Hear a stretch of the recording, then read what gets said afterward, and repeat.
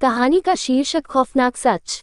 रहस्यमयी हत्या। शहर के बाहरी इलाके में स्थित रॉयल पार्क नामक पॉश कॉलोनी हमेशा से शांत और सुरक्षित मानी जाती थी। लेकिन एक रात उस कॉलोनी में कुछ ऐसा हुआ जिसने पूरे शहर को हिला कर रख दिया। रात के करीब 11 बजे कॉलोनी के चौकीदार ने एक अजीब सी आवाज़ सुनी। उसने इधर उधर देखा लेकिन कुछ समझ नहीं पाया।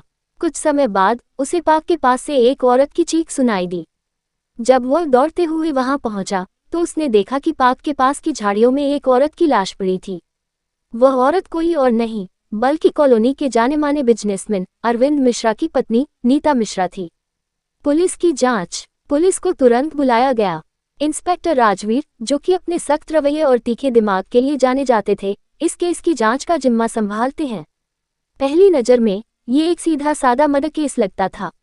नीता मिश्रा की हत्या किसी तेज धारदार हथियार से की गई थी, लेकिन उसके शरीर पर किसी संघर्ष के निशान नहीं थे।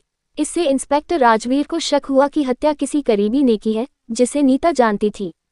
जांच के दौरान पुलिस को पता चला कि नीता और अरविंद के बीच पिछले कुछ महीनों से कुछ ठीक नहीं चल रहा था। उनके बीच किसी बात को लेकर बहस होती रहती थी। संदिग्ध। जांच के दौरान पुलिस ने अरविंद को सबसे पहले संदिग्ध मानकर उससे पूछताछ शुरू की। अरविंद ने कहा कि वह नीता से बेहद प्यार करता था और उसकी मौत से वह सदमे में है। उसने बताया कि हत्या की रात वह अपने ऑफिस में था और देर रात घर लौटा था। इंस्पेक्टर राजवीर ने अरविंद के ऑफिस और कॉलोनी के सीसीटीवी फुटेज की जांच की। फुटेज में अरविंद ऑफिस से घर लौटते हुए देखा गया, लेकिन ये फुटेज समय के हिसाब से मेल नहीं खा रहा था। ऐसा लग रहा था कि अरविंद ने जानबूझकर फुटेज के साथ छेड़छाड़ की है।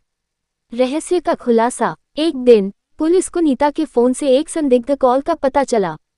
कॉल अरविंद के करीबी दोस्त विशाल से की गई थी। जब पुलिस ने विशाल से पूछताछ की तो उसने कई बार अपने बयान बदले। उसकी हरकतें संदेहास्पद थीं। पुलिस को विशाल के घर की तलाशी लेने पर नीता की एक अंगूठी मिली जो कि हत्या की रात से गायब थी। विशाल ने कबूल किया कि उसने अरविंद के कहने पर नीता की हत्या की थी।